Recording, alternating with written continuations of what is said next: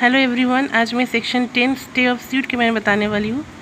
Section 10 stay of suit बताता है no court shall proceed with the trial of any suit the matter in issue is directly of substantial in issue in a previously instituted suit between the same parties और representative suit pending in the same court or other court in India, outside India, litigating under the same title but established or controlled by the central government, Supreme Court. Now section 10 आपका stay of suit के बारे में बताना है।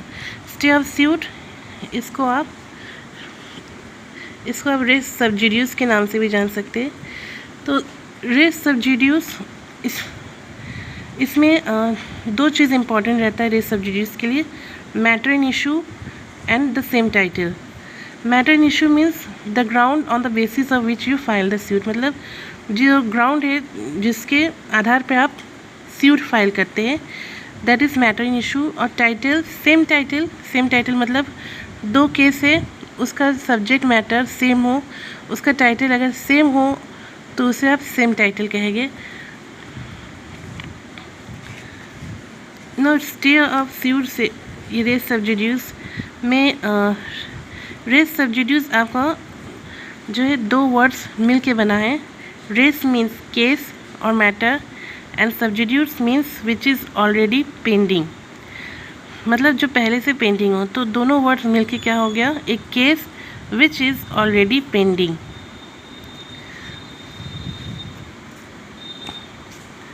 इसका मतलब if any case is already pending in a court, if any case is already pending in a court, another court never had the proceeding of the same case.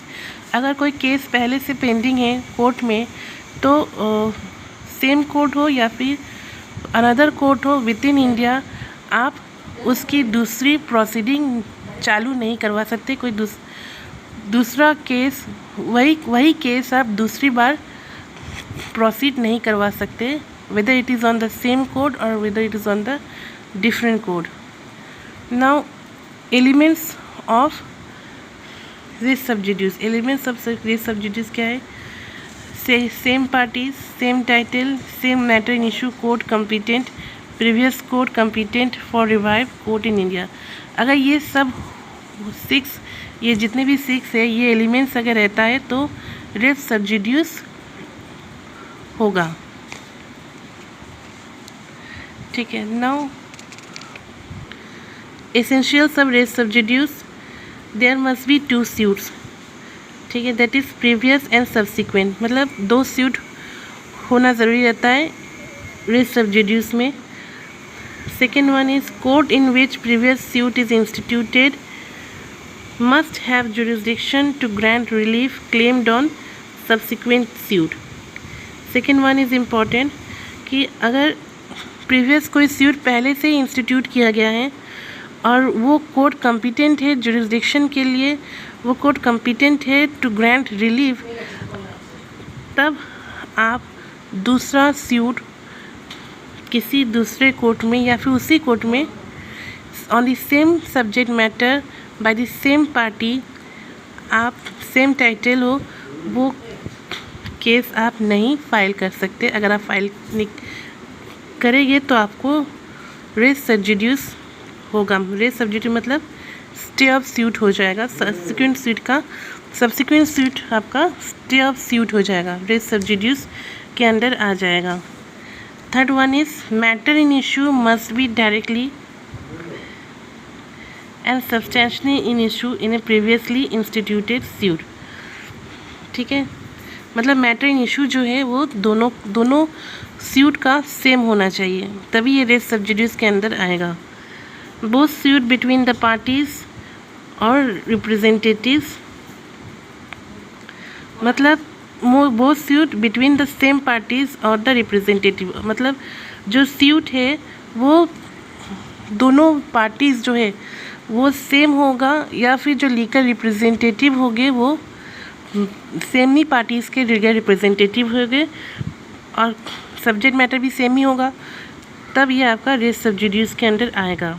Parties litigating under the same title, मतलब जो parties जो party इस suit में होगा या फिर कोई representative होगा तो वो सेम टाइटल ही कैरी करेगा बाय द सेम पार्टीज। ठीक है।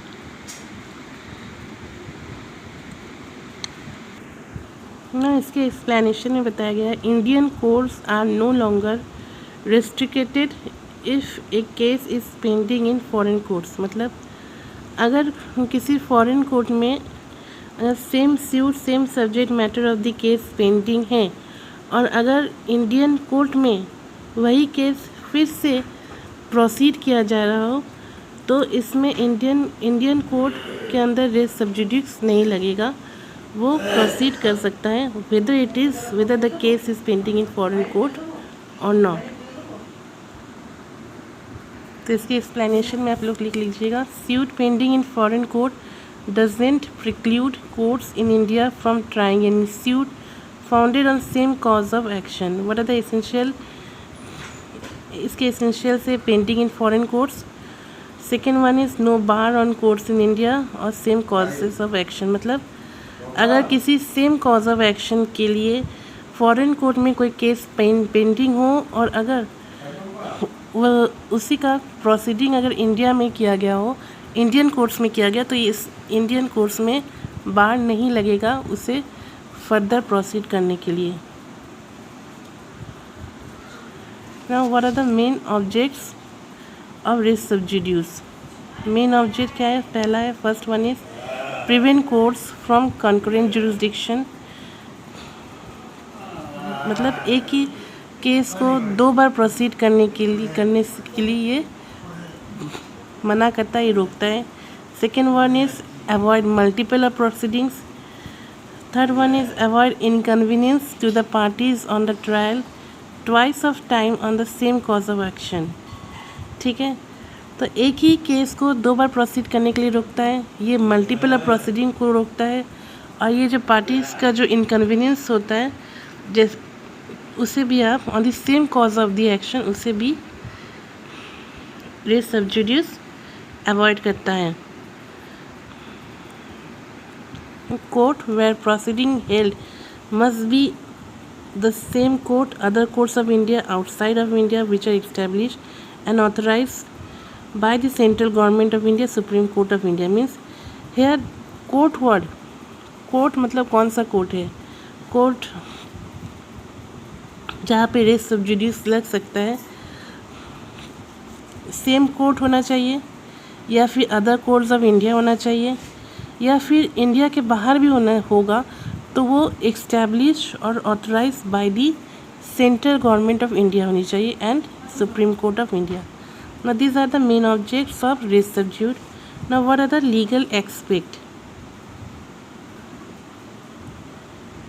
बार on trial and not on the institution of suit. मतलब आप सूट तो इंस्टीट्यूट कर सकते हैं मगर उसके फर्दर ट्रायल क्या हो जाएगा? रेस सब्जुडियूस लग जाएगा। And it is mandatory. यहाँ पे एक वर्ड है शैल, तो शैल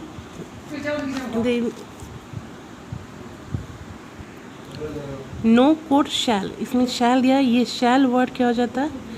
सेक्शन 10 को मैंडेटरी बना देता है।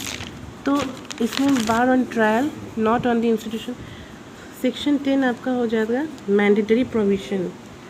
When will section 10 apply? When the entire subject matter must be the same previous suit and subsequent suit. मतलब जो सब्जेक्ट मैटर होगा सूट का, वो दोनों केसेस का, दोनों सूट का सब्जेक्ट मैटर सेम होना चाहिए। The whole the entire, not ये नहीं कि थोड़ा बहुत मिलने से हो जाएगा, पूरा का पूरा जो सब्जेक्ट मैटर है प्रीवियस और सब्सिक्वेंट का सेम होगा। If the decision given in the previously instituted suit will apply as res judicata then section 10 will apply. अगर प्रीवियसली इंस्टीट्यूट सूट को res judicata it is given on the section 11 अगर apply किया गया हो तो वो section 10 वहाँ पे एप्लीकेबल है ना। Here it is a case Manohar Lal versus Seth Hira लाल, 1962 का केस है। यहाँ पे सुप्रीम कोर्ट बताया था कि institution of this suit can be preceded by the court due to res sub judice, मतलब it is also a case of inherent power. Institution of this suit को क्या है, फर्दर प्रोसीड नहीं किया जाएगा अगर उसमें रेस सब्जुडियूस लग जाएगा। एंड इट इज़, ये जो मनोहर लाल वर्सेस सेठ हीरालाल का केस है, ये इनहेरेंट पावर का भी केस है, ठीक है ना। Interim order, it is also a kind of a res sub judice. Interim order में in a case Indian Bank versus Maharashtra state corporation limited, इसमें बताया गया है कि section 10 does not bar any court to pass interim order in a matter of justice. The court में pass interim order through temporary injection, appointment of receiver, amendment of plaint and written statement, attachment before judgement. तो Indian Bank versus Maharashtra ये case है। इसमें बताया गया है कि जो सेक्शन 10 है वो कोर्ट में बार नहीं लगाता है, मतलब सेक्शन 10 मतलब res sub judice, they doesn't bar on court on passing the interim order. Interim order pass करने के लिए कोर्ट पर सेक्शन 10 क्या रोकता नहीं है, डजेंट बार, ठीक है, on a matter of it is when it is a matter of a justice. The court में pass interim order through, interim order कैसे पास किया जाएगा, टेम्पररी इंजेक्शन से, अपॉइंटमेंट ऑफ रिसीवर से, अमेंडमेंट ऑफ प्लेंट और written statement, attachment before judgement. ना inherent power to stay, inherent power to stay, यहाँ पे भी आपका रेस सब्जुडियूस लग सकता है। ना case Padam Sen versus state of UP 1961 supreme court, ये बताता है कि सेक्शन 151 के पास में हाई कोर्ट के पास पावर है कि वो स्टे ऑफ सूट लगाए on any other subordinate court, ठीक है। तो ये बताता है कि सेक्शन 151 ऑलरेडी हाई कोर्ट के पावर दिया है कि वो किसी दूसरे सबऑर्डिनेट कोर्ट पर स्टे ऑफ सूट लगा सके। तो उसे मतलब हाई कोर्ट को मतलब अलग से सेक्शन 10 की ज़रूरत नहीं है, उसके पास ऑलरेडी पावर है कि वो किसी दूसरे कोर्ट पर मतलब सबऑर्डिनेट कोर्ट पर स्टे ऑफ सूट लगा सकता है ना। ये आपका Padam Sen versus state of UP के केस में बताया गया था। ना in another case official receiver versus Palami Swami 1925, ये केस बताता है कि किसी भी कोर्ट के पास, whether it is high court और अदर कोर्ट, किसी भी कोर्ट के पास पावर नहीं होना चाहिए कि वो किसी दूसरे कोर्ट को रोक सके ऑन द फर्दर प्रोसीडिंग। तो no court can stay a suit which is instituted in any other court, ठीक है। तो ये इसी जो स्टेटमेंट है जो इसमें बताया गया है, इसी के अपोजिट में बताया गया था कि no court can stay a suit which is instituted in any other court, ठीक है ना। कॉन्ट्रवेंशन इफेक्ट, ये एक और एक्सेप्ट है रेस सब्जुडियूस का। इन a case शिवपत Rai versus वरकचंद 1919 Lahore, ये लाहौर का केस है, 1919 का है। इसमें बताया गया था कि सेक्शन 10 जो है it is a mandatory section, ये एक प्रोसीजर है। In a contravention of section 10 the decree in any such matter it will not be nullified and it may be executed, मतलब अगर कोई भी केस हो जो इन कॉन्ट्रवेंशन ऑफ सेक्शन 10 हो तो उसके जो डिक्री जो पास की जाएगी ऑन सच मैटर वो पूरी तरह से नलीफाई नहीं होगी, आप इस केस को एग्जीक्यूट भी कर सकते हैं। Other provision relating to stay of suit, there are also other provision जो कि स्टे ऑफ सूट से रिलेटेड है, like order 30 rule 2 suit by or against firm, order 32 rule 10 stay of proceeding और removal etcetera of next friend, order 35 rule 3 procedure where defendant is suing plaintiff and section 151 inherent power of court. Now here it is much about stay of suit. अगर now important question आपका इससे prelims में आता है, something जैसे कि provision से related हो, केस लॉ से रिलेटेड हो, एक्सप्लेनेशन से रिलेटेड हो, तो इस सब से रिलेटेड प्रीलिम्स में क्वेश्चंस आते हैं। मेंस में रेस सब्जुडियूस या रेस जुडिकेटा से डायरेक्ट क्वेश्चन भी पूछा जाता है। ना it is much about res sub judice. इसके बाद आपका सेक्शन 11 रेस जुडिकेटा के बारे में बताता है। तो तब तक के लिए धन्यवाद। If you